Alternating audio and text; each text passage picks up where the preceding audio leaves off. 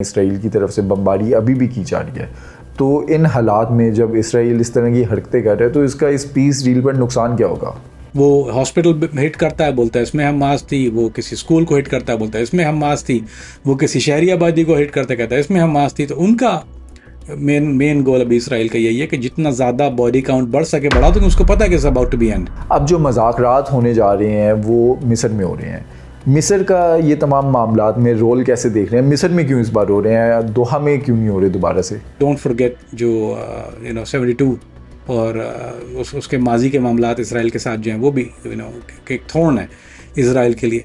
सो Hamas को जिस तरह से इसराइल और इसराइल के इत्तेहादी इंडिया हो या फिर अमेरिका, वो एक दहशतगर्द तंजीम समझते हैं। ये बात इंतहाई अहमकाना होगी। वो दिफाई जंग है और दिफा के लिए कर रहा है। ये है हमास की हकीकत। क्या इन फ्यूचर आप देखते हैं कि अलकायदा को भी कबूल कर लिया जाएगा? ना तो अलकायदा निगोशिएट करेगी, ना वो मानेगी, ना दाइश मानेगी, क्योंकि इंडिया ने इस टाइम पे डिमांड की है रशिया से 5 S-400 एयर डिफेंस सिस्टम, जो कि पाकिस्तान ने मई के अंदर इंडिया का S-400 एयर डिफेंस सिस्टम तबाह कर दिया था। तो आपको लगता है कि अब जो हालात बन रहे हैं, जो अब इंडिया की तरफ से बयानात आ रहे हैं, कोई इस तरह की साजिश हो सकती है? इंडिया के तो ज़ाहिर बात है बाल खड़े हुए हैं ना, उसको पता है कि ये इनकी जो ये इतनी ज़्यादा एडवांस हो रही है। फ्लोटेला से जिस तरह से इसराइली फोर्सेस जो हैं वो सेंटर मुश्ताक को अपनी हिरासत में लेती हैं, उसके बाद पता नहीं चल रहा था कि सेंटर मुश्ताक कैसे हैं, किधर हैं, किन हालात में हैं, क्योंकि एक लिस्ट भी जारी हुई, उसके अंदर उनका जिक्र नहीं था। Keep in mind, Jordan, centre Mushtaq, समझ रहे हैं बात को? It's more to that story.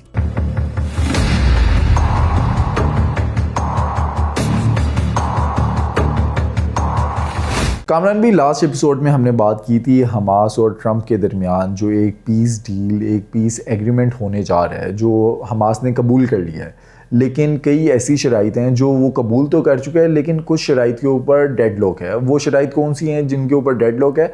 और ये जो पीस डील होने जा रही है, मज़ाकरात चल रहे हैं, इसका स्टेटस क्या है? ये अब कब तक हम देखेंगे कि हालात नॉर्मलाइज हो जाएंगे? अली भाई, एक और इसमें एक चीज़ मैं ऐड कर देता हूँ। जो मुज़ाकरात की जहाँ तक बात है, उसमें एक मसला और भी आ रहा है कि जो अबूरी हुकूमत में वो ये कह रहे हैं कि कोई ऐसा शख्स जो सियासत में, यानी प्रो पैलेस्टाइन मसले पे, वो जो एक होल्ड अप है वो ये है कि वो प्रो पैलेस्टाइन मसले पे ना हो। यानी वो भी चाह रहे हैं कि ये नेक्स्ट हुकूमत जो आए। सो वो जो होल्ड है, और इवन निगोशिएटिंग, दो होल्ड है ना यहाँ पे। एक तो जो मुज़ाकरात में, और फिर इस मुज़ाकरात के बाद जो हल है उसमें। उसमें मसला ये, अब आप देखिए ना, ये कितनी अजीब बात है। कौन ऐसा आदमी है इस वक्त फ़लस्तीन के अंदर या गाज़ा में जो इन मामलात पे एक राय ना रखता हो? यानी is it possible to find somebody? तो वो इसराइल जो कह रहा है, वो तो हिमाकत की बात है कि वो ऐसा शख्स हो ही ना। तो अगर एक 4 साल का बच्चा भी अगर आप इसराइल अभी फ़लस्तीन से उठाएंगे, गज़ा से उठाएंगे, तो उसके उसके सेंटिमेंट क्या होंगे इसराइल के लिए? सेंटिमेंट तो उसके एंटी होंगे ना। अब वो जो कह रहा है, वो इसलिए मेरा ख्याल है वो कह रहा है कि इसराइल इसलिए फोर्स कर रहा है कि उसको उसका जो मेन गोल है वो इसको कॉम्प्रोमाइज करना नहीं है। इसराइल का जो मेन गोल है, इसको मुज़ाकरात को फेल करके वो ये समझ रहा है कि उसको लाइसेंस मिल जाएगा, उसके बाद वो फिर जो उसने करना है वो करेगा। ये उसका ख्वाब है। It's not gonna happen. आपने अमेरिका का रवैया ऑलरेडी देख लिया कि उनका रवैया बड़ा मामले में सख्त है। यानी वो चाह रहे हैं to close this matter once for good, क्योंकि ये मामला it have to be solved at this point of time. Yani we're not talking about next year, we're not talking about 3 months from now, we're talking about days from now. तो लिहाजा ये hold, जो main hold है अली भाई, वो यही है कि वो चाह रहे हैं कि कोई ऐसा शख्स इसमें शामिल हो जिसके सेंटिमेंट, यानी हार्ड लाइनर, मेरा ख्याल जुमला मेरा ख्याल बेहतर होगा, हार्ड लाइनर नहीं। अब हार्ड लाइनर कहाँ से? आप भी हार्ड लाइनर हैं, मैं भी हार्ड लाइनर उस मसले पे। आप सॉफ्ट लाइनर तो छोड़ दें, फ़लस्तीन की आवाम में कौन नहीं होगा जो हार्ड लाइनर नहीं होगा? तो ये अहमकाना बात है, एंड आई एम श्योर कि अमेरिकन को ये बात का बहुत अच्छी तरह अंदाज़ा भी है। सो मेरा ख्याल है कि इस शिक को वो उड़ा देंगे सिरे से, बिल्कुल। तो it's not gonna be, have to be a hard liner. आप उसके अलावा नेगोशिएट नहीं कर सकते। ना ही जो अबूरी हुकूमत और टेक्नोक्रेट की भी, अगर जो शर्त है टेक्नोक्रेट की, उसमें वो पिक एंड चूज करने को कह रहा है बहुत ज़्यादा। वो पिक एंड चूज में भी उनको अपने पसंद के लोग चाहिए। वो कहाँ से मिलेंगे? अभी आपको अरब मुल्क में या फ़लस्तीन में कोई ऐसा आदमी मिलेगा जो हार्ड लाइन ना रखता हो? तो it's not gonna work. 100% it's a failure. पिछले महीने हमने देखा कि हमास के साथ मज़ाकरात जो हैं वो दोहा में चल रहे थे, जिस पर इसराइल ने अटैक किया, और उसके बाद पूरी दुनिया में एक शोर मच गया कि इसराइल ने दोहा में, कतर में अटैक कर दिया। उसके बाद अमेरिका जो है वो इंटरवीन करता है, फिर एक बयान भी आता है कि कतर पर हमला जो है अब वो समझा जाएगा कि अमेरिका पर हमला है। नेतन्याहू जो है वो कतर से माफ़ी भी मांग लेता है। उसके बाद जो 20 निकाती एजेंडा आता है, हमास उसे कबूल कर लेता है, पीस एग्रीमेंट जो है वो चल रहा है। अब जो मज़ाकरात होने जा रहे हैं वो मिस्र में हो रहे हैं। मिस्र का ये तमाम मामलात में रोल कैसे देख रहे हैं? मिस्र में क्यों इस बार हो रहे हैं, दोहा में क्यों नहीं हो रहे दोबारा से? अली भाई, मिस्र में इसलिए हल होने चाह रहे हैं कि कतर इस मामले में इन्वॉल्व होना नहीं चाहता। उन्हें हाथ खड़े कर दिए, क्योंकि ज़ाहिर बात रिटेलिएशन आई और he suppose to protect by America. वो तो प्रोटेक्शन एक देनी ही थी जब आप नेगोशिएट कर रहे हैं on behalf of somebody. So वो जो फेलियर था उस पे उन्होंने बोला we don't want that kind of nonsense. ही आपको याद होगा पहले भी जब मैंने बात की थी कि वो जब अटैक हुआ था तो हमने उस पर वीडियो की थी। तो यही मैंने आपको बताया था कि किसी भी मिडल ईस्ट के मुल्क को ये चिक चिक चाहिए ही नहीं ना। वो लोग चाह रहे हैं डेवलपमेंट एंड ग्रोथ और एक नई पावर उभर के आ रही है दुनिया में सामने। तो उनको ये एक्स्ट्रा करिकुलम एक्टिविटीज़ चाहिए नहीं अपने बैकयार्ड में। तो लिहाजा उन्होंने हाथ खड़े कर दिए। अब जहाँ तक बात है मिस्र की, तो मिस्र का एक एक वाज़ेह स्टैंस रहा है, रहेगा।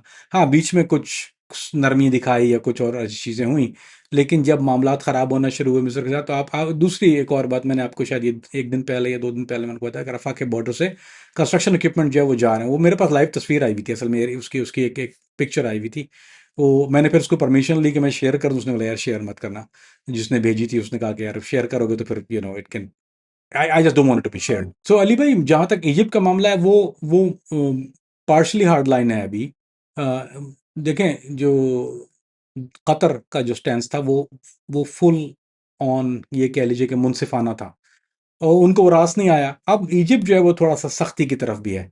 कीप इन माइंड कि क्या इसराइल को पता नहीं है कि इजिप्ट की तरफ से जो जो टैंक मूव होना शुरू हो गए थे, और वो सारी सख्तियों का मामला, और जो तुर्की से उसके जो बैकडोर मुज़ाकरात चल रहे थे कि it have to be stop. और दूसरी बात कि अब अरब मुल्कों की जो है वो एक अलग किस्म की बैकिंग है। तुर्की इजिप्ट जो है ना, सनाए के साथ उसका बॉर्डर भी है। Keep in mind that's a very serious border as well. और डोंट फॉरगेट जो 72 और उसके माजी के मामलात इसराइल के साथ जो हैं, वो भी एक थॉर्न है इसराइल के लिए। सो आई थिंक मुसलमानों के लिए ज़्यादा अच्छा है कि अगर ये मुज़ाकरात मिस्र में जो होते हैं और मिस्री जो हैं इसमें इन्वॉल्व होते हैं, तो वो ज़्यादा मेरे ख्याल में मुसलमानों के लिए ज़्यादा बेहतर है।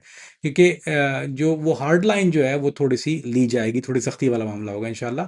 तो I I look at it is a positive thing. लेकिन बात वही है कि इसराइल ये चाह नहीं रहा। आई मीन उसकी फुल ऑन इंटेंशन ये नहीं है कि इस मसले को सॉल्व किया जाए। उसकी बॉटम लाइन इंटेंशन ये कि किसी भी तरह से किसी पॉइंट को लेके, किसी चीज़ को लेके इन मुज़ाकरात को फेल कर दिया जाए। चाहे वो मिस्र करे, चाहे वो तुर्की करे, चाहे वो कतर करे। उसको इसको मसले को कतर को यानी हिट करने का मामला ही जो था वो भी फेलियर ही था ना। क्योंकि देखिए ना, अब एक चीज़ आपकी एक बॉल रोल हो रही है। It could have been solved. अगर वो कतर को हिट ना करता तो ये तो मसला हल हो जाता। It was going towards negotiating, यानी उस वक्त तो डिक्लोजर की तरफ जा रहा था, तो उसने मामले को ख़राब किया। अभी क्या ये दोबारा इस मामले को कर सकता है? आई डोंट थिंक सो। वो इतनी ये दोबारा बड़ी गलती, और वो भी मिस्र जैसे मुल्क के साथ, सवाल ही नहीं पैदा होता। उसको पता है कि अभी लोगों के अवाम के सेंटिमेंट्स क्या हैं, जबकि उनके अंदर के हालात भी बहुत अच्छे नहीं हैं इस वक्त। इसराइल के अंदरूनी हालात बहुत अच्छे नहीं है, खौफ की वजह फैली है। तीसरी चीज़ मैं आपको बताता हूँ, जो मिसाइल थ्रू किए हिजबुल्लाह ने, जो कुछ कुछ रॉकेट फायर किए थे, जो कि कल और परसों उसने फायर किए हैं हाइफा में, उसने बिल्डिंग्स गिराई हैं कुछ थोड़ी सी। तो उन्होंने फिर वहाँ से जो वो मौसीकी शुरू हो गई है। सो ऐसा नहीं है कि रावी चैन लिखता है। जहाँ तक नेतन्याहू की बात है कि उसको अमेरिका की तरफ से जो अभी उन्होंने और ये किया है कि यू हैव टू स्टॉप। क्योंकि अगर आप स्टॉप नहीं करेंगे तो फिर आप वो हिट हिट लव लव तो वो चला नहीं है ना कभी। तो it he have to stop. अभी ये कोई मुसद्दिका खबर मेरे पास इस वक्त तक तो नहीं आई है कि वेदर ही स्टॉप और नॉट। लेकिन he was instructed by American government कि उसको अब you have to put a halt. ये जो आप कर रहे हैं गजा के अंदर, उसको हॉल्ट कर देना चाहिए। So I have not seen Al Jazeera for past few hours. So मुझे भी पता नहीं है कि it happened or not. Kamran भी ऑन ग्राउंड सिचुएशन या हालात की अगर बात करें, आपको लगता है कि हमास को ट्रंप के ऊपर इस टाइम पे ट्रस्ट है, और इतना ट्रस्ट है कि वो इस चीज़ पर यकीन करता है कि आगे जाकर कहीं ना कहीं किसी मोड़ पे ट्रंप की तरफ से हमास के साथ कोई डबल गेम ना हो जाए? ये ट्रस्ट है हमास को ट्रंप के ऊपर, अमेरिका के ऊपर? अली भाई, ये तो मेरा ख्याल है मुनासिब नहीं होगा अगर मैं इसको इस तरह से कहूँ कि हाँ कुछ ट्रस्ट है। सो जो जो ट्रस्ट एलाई है वो मिडल ईस्ट है, पूरा अरब दुनिया जो है इस वक्त उस पे वो ज़्यादा ट्रस्ट करता है और उस पे वो ट्रस्ट कर रहा है, and have to rely on them.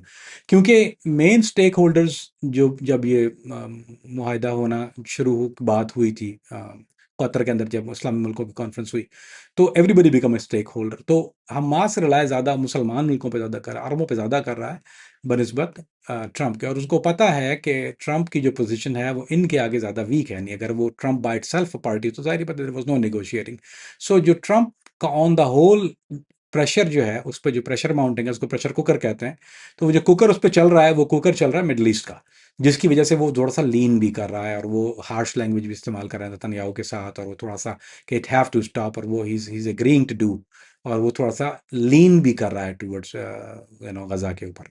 सो इंशाल्लाह मेरा नहीं ख्याल कि इट डज रियली मैटर, यानी Donald Trump is not in a position now, उसकी अपनी पोजीशन ऐसी नहीं है एज वी स्पीक कि वो सिर्फ ये वन साइडेड होकर इसको निगोशिएट करे। He have to look at the both side, क्योंकि आपकी जो मैंने कल एक बात की कि इज्जत के साथ बैलेंस ऑफ पावर, तो balance of power is there. So he is not gonna be able to, अपनी मनमानी नहीं करवा सकता अब वो दिन गए आप, I mean those we over, those days are over, कि जब वो अपनी मनमानी कर रहा है। Now we are in a better position अल्हम्दुलिल्लाह। सो जहाँ तक बात है आपके सवाल का कि कैन दे ट्रस्ट, तो ट्रंप को तो सवाल ही नहीं पैदा होता, उसके बच्चे ट्रस्ट नहीं करते, बीवी ट्रस्ट नहीं करते, उस पर कौन करेगा? अमेरिकन मीडिया ट्रस्ट नहीं करता उस पर, वो तो रंग बदल लेता है। लेकिन जो हालात वाकयात दुनिया के हैं इस वक्त, तो they have no other choice but to lean, and I don't think Trump in a position to do any blunder at this time also on behalf of Israel. Hamas को जिस तरह से इसराइल और इसराइल के इत्तेहादी India हो या फिर America, वो एक दहशतगर्द तंजीम समझते हैं, जैसे कि वो अलकायदा को समझते हैं। लेकिन अगर अरब दुनिया की बात करें, अरब दुनिया हमास को किस तरह से लेती है? क्या हमास को वो भी दहशतगर्द तंजीम समझते हैं या फ्रीडम फाइटर समझते हैं? देखिए, समझना पड़ेगा, हमास दहशतगर्द तंजीम नहीं है। अ, इसको समझने के लिए कुछ इस तरह मेरा ख्याल है बेहतर होगा कहना। देखिए, हर तंजीम, ये तो उर्फ आम में one man freedom fighter other man terrorist, ये एक कहावत है, मेरी नहीं बनाई हुई, ये इंटरनेशनल कहावत है कि one man terrorist other man freedom fighter. जैसे मैंने मिसाल दी कि जुल्फ़िकार एक दहशतगर्द तंजीम, इसमें कोई शुबा नहीं है, लेकिन वो दहशतगर्द तंजीम पाकिस्तान हुकूमत के लिए, पाकिस्तान के अवाम के लिए थी। पीपल्स पार्टी के लिए वो एक रेवोल्यूशन थे, फ्रीडम फाइटर थे। सो जब भी एक आदमी के लिए वो फ्रीडम फाइटर होता है, दूसरे के लिए दहशतगर्द होता है। मिसाल के तौर पर जैसे अलकायदा तालिबान है, वो हम लोगों के लिए तो टेररिज्म है, लेकिन वो उनके अपने लोगों के लिए तो वो फ्रीडम फाइटर ही है। सो लिहाजा जहाँ तक हमास की बात है कि उसका आउटलुक चेंज हो गया था। हमास अपॉइंटेड गवर्नमेंट भी है। हमास के दो विंग हैं, देयर इज अ विंग जो कि अस्करी विंग है उनका, एंड ऑल्सो हमास हैव जो उसकी जो on the whole their political party, उनकी गवर्नमेंट रही है, उनकी गवर्नमेंट है, रही है। मैं इसलिए कह रहा हूँ कि वो उसको मलिया मेट करने में उन्होंने कोई कसर नहीं छोड़ी। लेकिन यही वजह है कि जो उनका जो ऑफिस कतर में था, ये जो तुर्किया में ऑफिस है, वो किसी टेररिस्ट ऑर्गेनाइजेशन का ऑफिस कोई तो नहीं खोल सकता। ऐसा नहीं कि अलकायदा के ऑफिस खोले हुए, तो हमास के ऑफिस इसलिए कि they are the present government, वो इलेक्टेड गवर्नमेंट है, इलेक्ट होके आए हैं, बाकायदा तौर पे इलेक्शन हुआ है, दे वर इलेक्टेड। और वो भी इलेक्शन भी वेस्ट के प्रेशर पे हुआ। वो पहले तो कह रहे थे कि वी वांट डेमोक्रेसी, डेमोक्रेसी, उन्होंने कहा ठीक है हम इलेक्शन करवा लेते हैं। इलेक्शन करने के बाद हमास की एक हुकूमत सामने आई, और हमास का एक of course there is a wing जो कि अब उसको टेररिस्ट विंग, अब वो कहाँ कोई बाहर जाके कार्रवाई करता है? कहाँ करता है? हमास कहाँ होता है दुनिया के किस मुल्क में है? अगर आप देखें तो उसका वजूद सिर्फ और सिर्फ फ़लस्तीन में इस वजह से है कि वो जो अपने जंग आज़ादी की एक जंग लड़ा है। एक बाहर की एक ताकत उसके बाप के ऊपर काबिज हो जाती है, और वो अपने दिफा की जंग लड़ रहा है, वो दिफाई जंग है। वो यानी रिटेलिएट नहीं कर रहा है सिर्फ, और वो अटैक नहीं कर रहा, वो दे आर डिफेंडिंग देमसेल्फ। तो अगर आप ये भी कहें कि आदमी अपने आप को अगर डिफेंड भी कर रहा है, अगर आप मुझे थप्पड़ मारें और मैं आपको जवाब में जो है वो अपने आप को जो मुंह पे हाथ रख के आपको पूछे धक्का दूं, तो आप बोले ये तो दहशतगर्द है। ये बात इंतहाई अहमकाना होगी। वो दिफाई जंग है और दिफा के लिए कर रहा है।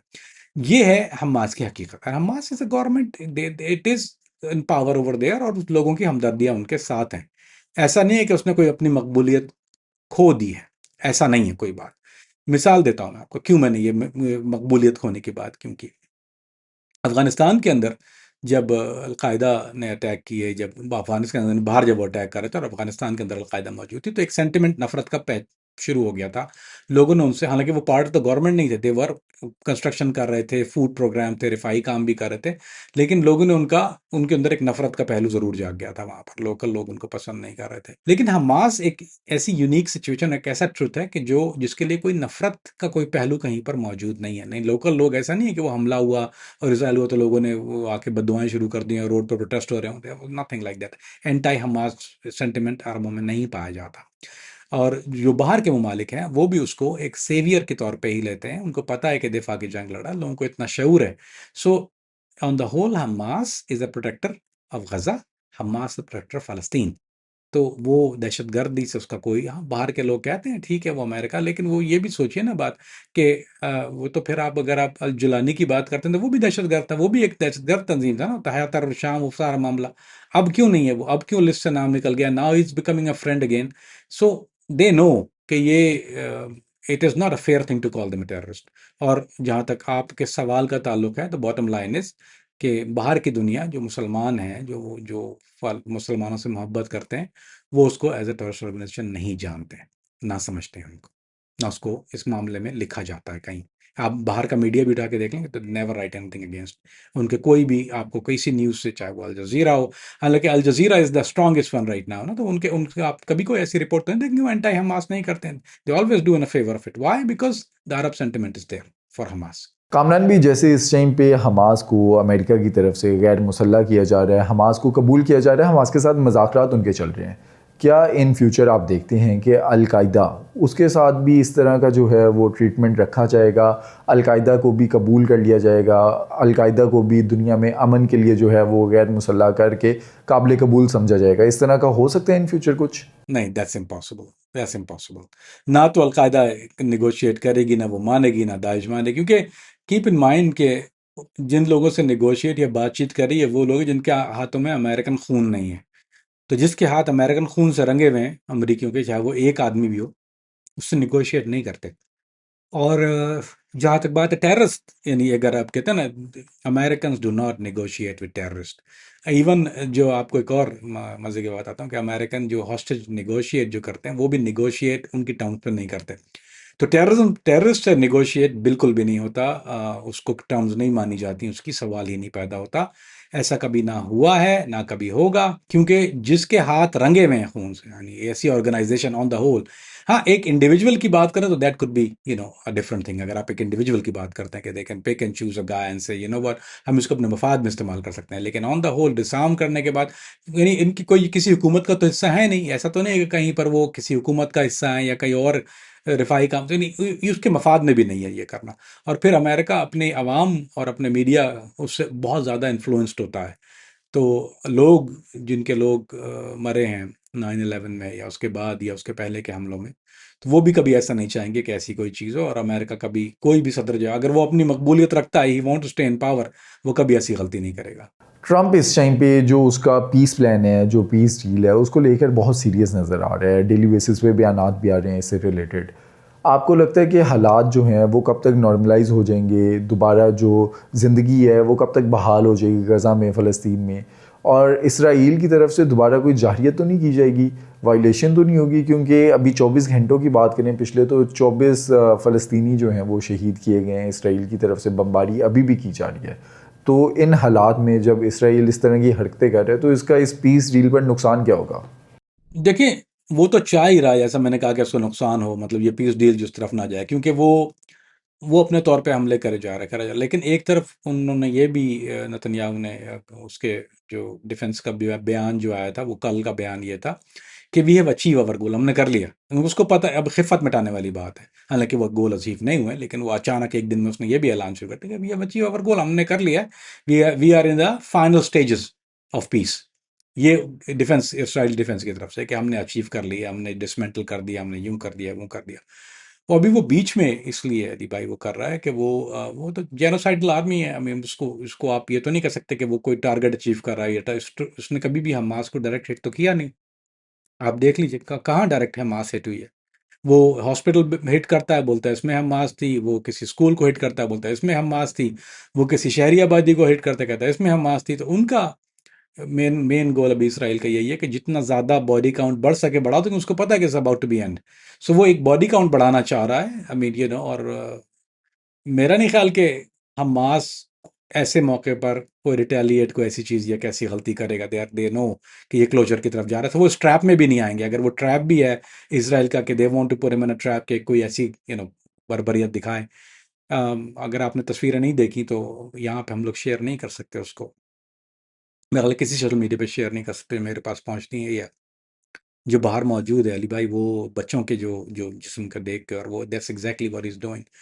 सो उसका काम है जेनोसाइड करना, that's what is doing, he wanted to fail what is pushing hard for, but इंशाल्लाह it'll come to a closure and gonna have to stop. अगर आज नहीं तो कल, कल नहीं तो परसों। टाइम फ्रेम की जहाँ तक बात है अली भाई, I don't know if I can put a time frame to it, लेकिन maybe I see it. Probably it's not going to pass a week, Ali bhai. मेरा नहीं ख्याल के in a perfect world, and we don't live in a perfect world, but in a perfect world it shouldn't take more than a week. But the time we are living in, कुछ चीज़ें जो हैं वो हवा के रुख पे बहुत ज़्यादा जल्दी चेंज हो जाती हैं। सो इंशाल्लाह लग तो यही रहा है कि एक हफ्ता ज़्यादा नहीं लगेगा।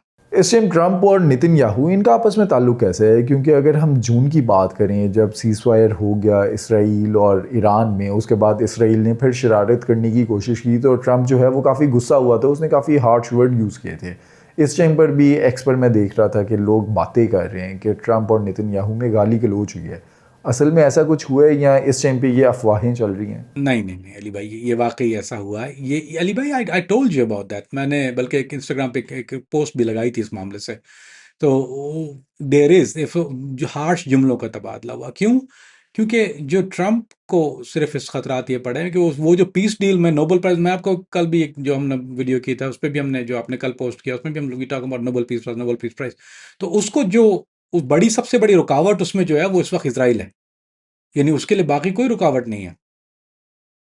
जो लोग एग्री नहीं कर रहे हैं, जो लोग उसको अपोज कर रहे हैं, वो हैं जो कि इसराइल को बुनियाद बना के, तो उसको इस मसले को जितना जल्दी, यानी इस खून को अपने हाथों से, यानी मेरा ख्याल है बेहतर यही हुआ कहना कि वो इस खून के जो उसके हाथ रंगे हुए हैं ट्रंप के, वो चाह रहा है कि जितना जल्दी इन धब्बों को, खून के दाग को धो लेगा, इतना जल्दी वो एक दुनिया के सामने एक एज अ पीस और वो नोबेल पीस प्राइज का कैंडिडेट भर के सामने आएगा। उससे पहले उसके लिए पॉसिबल नहीं है। और इसलिए he is playing the good guy. और ये हार्श जुमलों का तबादला पहली दफा नहीं हो रहा है।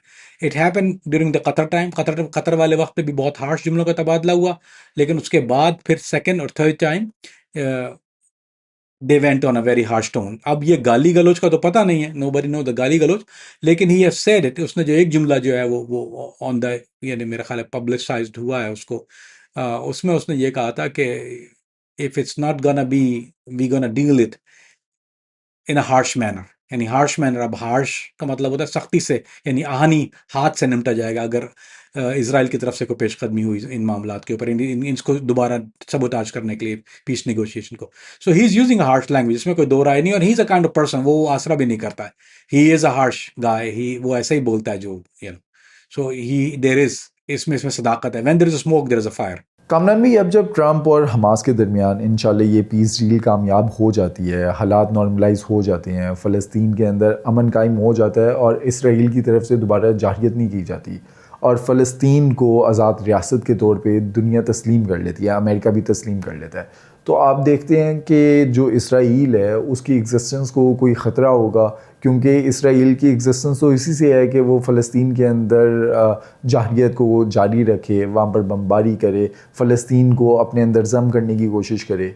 तो आप देखते हैं कि आगे जाकर मामलात इस तरफ जाते हैं कि इसराइल की एग्जिस्टेंस को ख़तरा हो जाए। अली भाई, इसराइल की एग्जिस्टेंस को तो एज सच खतरा नहीं है, लेकिन मैं जिस तरह से उसको देख रहा हूँ, एंड ऑफ कोर्स ये कोई मेरी तरफ से कि मफरूज़ा कह लीजिए इसको, यानी दिस इज अ सोच, ये जो यानी मेरी जो समझ में आ रहा है कि I think is gonna go for the two state even after peace, is the stage two gonna be still, क्योंकि परमानेंट सोल्यूशन चाहिए ना, टेम्परेरी सोल्यूशन। तो ceasefire is a temporary solution. ये जो 22 नुकात की बात हो रही है, this is not a long fix की बात नहीं कर रहे, talking about the band add.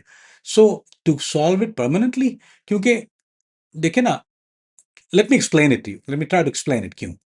देखिए, इसराइल की तरफ से वायलेशन तो होती रहती है। अगर एक आपका दुश्मन है जिसके पास आपकी बागदौड़ है, that's not gonna work.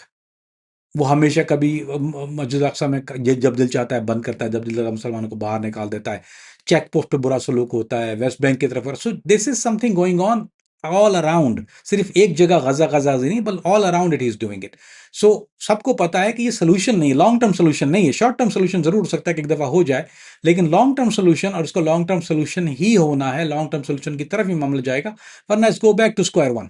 So long term solution करने के लिए it have to be necessary कि उसको फ़लस्तीन को as a two state solution उसको तस्लीम कर लिया जाए, and I think that's at stage two of it, and that's where it's gonna heading now इंशाल्लाह।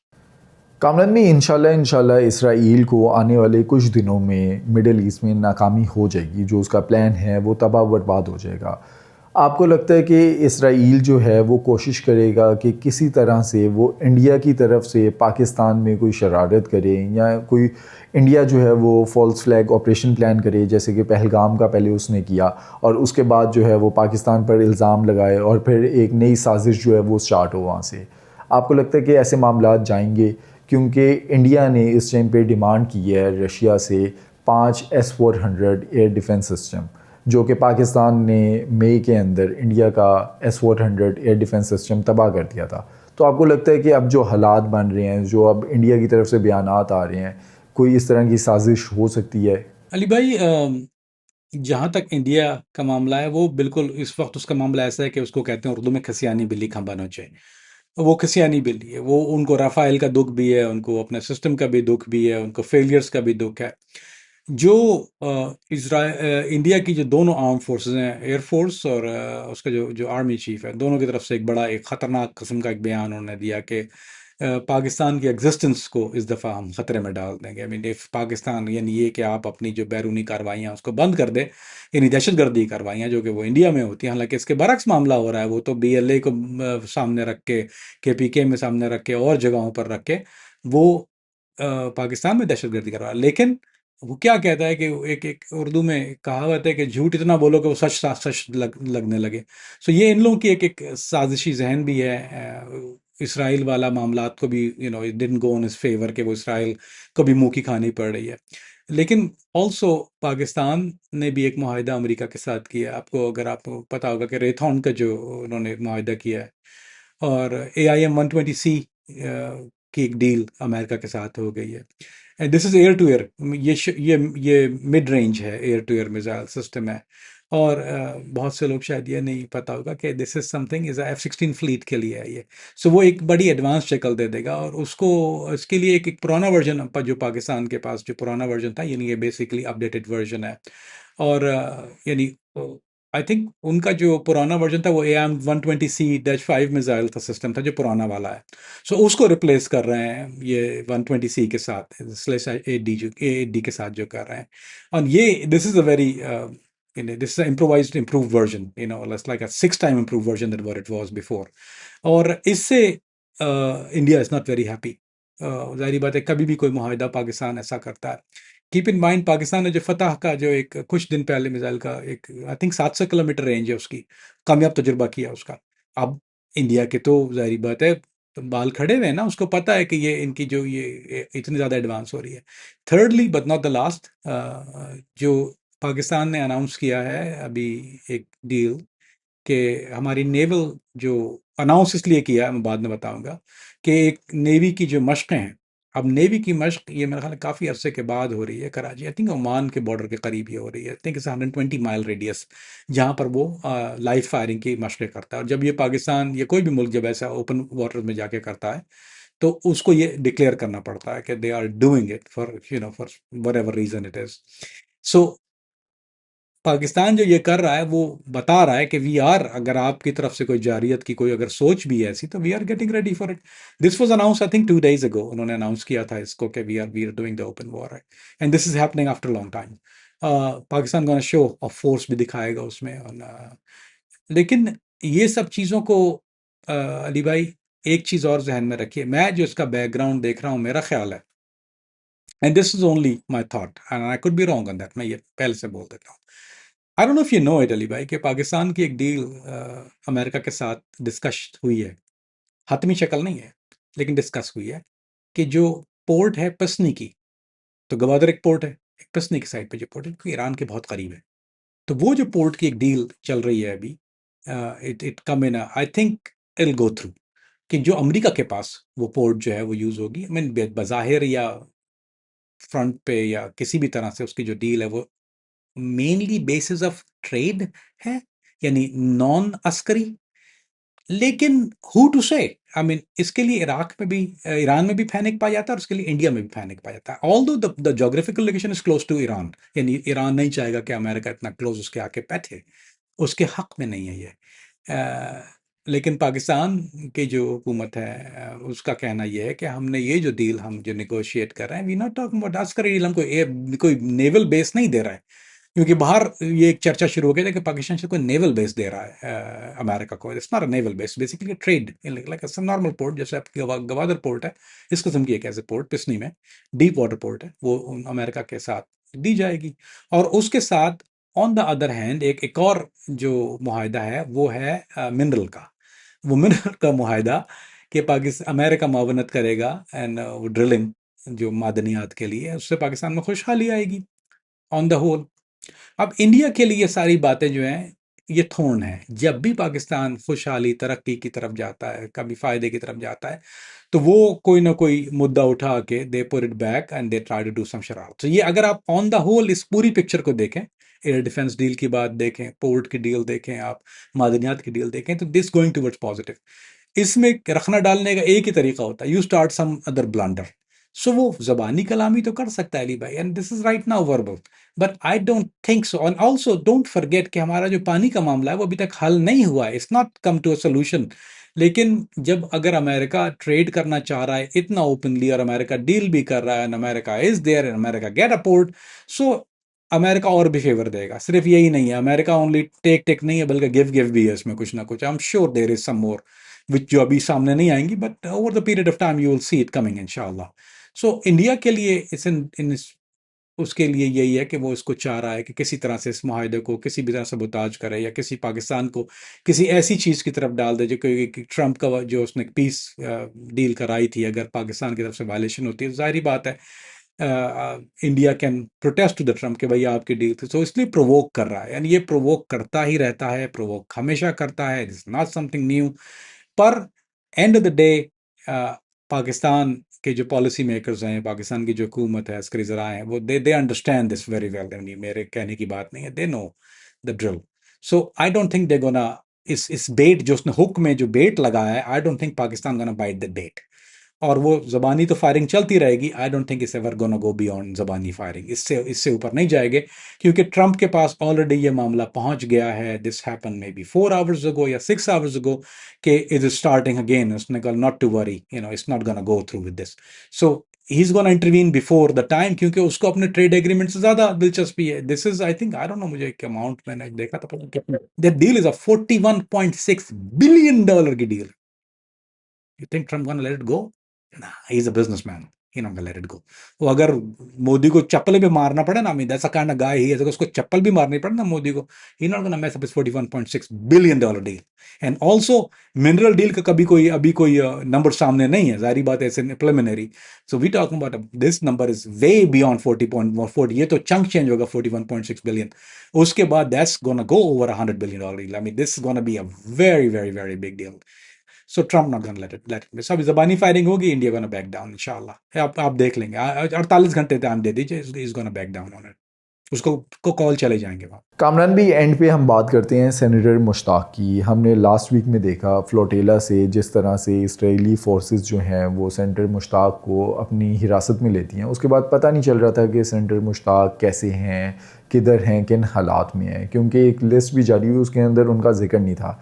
फिर आज के दिन हम देखते हैं कि सेनेटर मुश्ताक जो हैं वो जॉर्डन में पहुंच गए, पाकिस्तान की एम्बेसी में। तो ये जो 3-4 दिन तक सेनेटर मुश्ताक का पता नहीं चल रहा था वो किन हालात में थे, क्या कुछ हुआ उनके साथ। अली भाई, he was in Israeli custody. सब उसमें एक स्वीडिश लड़की है, I don't remember name, Catherine नाम है शायद उसका, या कुछ नाम है, I think what's her name, दैट बहुत प्यारा नाम है उसका, बहुत जबरदस्त लड़की है, वो कमाल है। वो स्वीडिश पार्लियामेंट में उसने बहुत फड्डा भी किया हुआ है। She is I mean I been following her for a while. Greta Thunberg, या वो she is very very good what she do, और उसके साथ उन्होंने ज्यादती की है, यानी उसके साथ उसको भी ज़मीन पे रगेदा है उन्होंने, और उसको, I mean she is, imagine, I mean she is the kind of somebody के यानी जिसने स्वीडन की पार्लियामेंट के अंदर जाके उसने इतना वन, शी इज़, यानी अगर आप कहें कि फ्लोटिला में अगर बहुत बड़ा रोल था तो उसका था। उसके साथ उन्होंने बदसलूकी किया, तो इसमें इस बात से कोई इबाम नहीं है कि उन्होंने, they not gonna would treat him nicely, या कोई उन्होंने उसको खाना वाना खिलाया होगा, दे कॉल हिम टेररिस्ट। बल्कि इसराइल की जो पार्लियामेंट है उसने ये भी एक बात कही थी कि दीज गाइज आर टेररिस्ट, ये यहाँ पर घुसे हैं, और ना सिर्फ हम अपने टैक्स पेयर्स का इतना पैसा खर्च करके, why we letting him go. So luckily मैं उम्मीद नहीं कर रहा था कि इसराइल को खैर की सलूक करेगा सेनेटर साहब के साथ, लेकिन ये कि luckily I think Pakistan government, या आई एम श्योर कि there have to be somebody else, सिर्फ वो Pakistan government I don't think in a position to negotiate that kind of deal, but it have to be somebody else. They have to be with somebody else, rather not say who. लेकिन किसी और ने भी involvement किया होगा इसमें, उसके बगैर जो है वो इसराइल इतने प्यार से उसको जॉर्डन के हवाले ना कर देता। क्योंकि नॉर्मली जिनको और लोग जो इसमें मौजूद थे उनको उन्होंने कुछ लोगों को इटली डिपोर्ट किया है, they give him flights to Italy, कुछ लोगों को उन्होंने कनाडा डिपोर्ट किया है, दे गिव हिम फ्लाइट्स, बाकायदा तौर पे फ्लाई बैक कराया है। So to give him to Jordanian government, it have to be somebody more powerful. I'd rather not say. So he have been through some trauma, maybe 3 दिन, लेकिन ये कि alhamdulillah he's back in Jordan. That, and keep in mind, Jordan, Senator Mushtaq, समझ रहे हैं बात को? It's more to that story. So शायद ये कभी सामने ना आए।